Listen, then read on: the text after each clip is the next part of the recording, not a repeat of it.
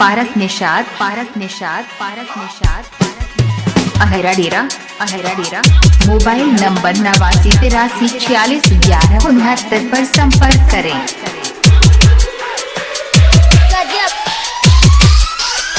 कोई सामने टक्कर का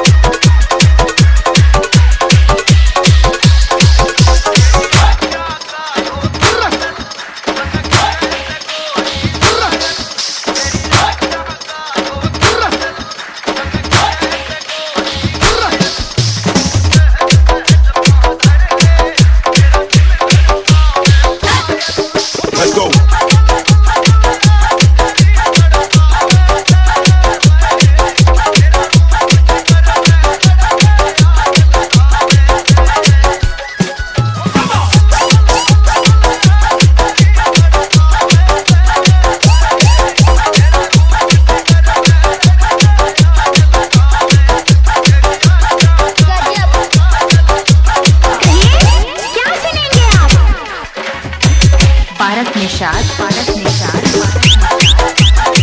अहरा डेरा मोबाइल नंबर 8983461169 पर संपर्क करें।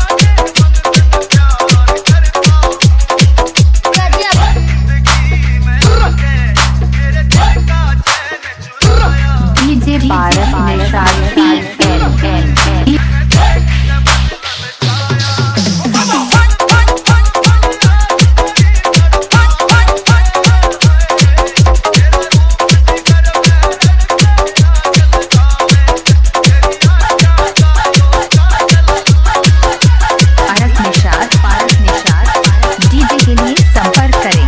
मोबाइल नंबर 8983461169 पर संपर्क करें।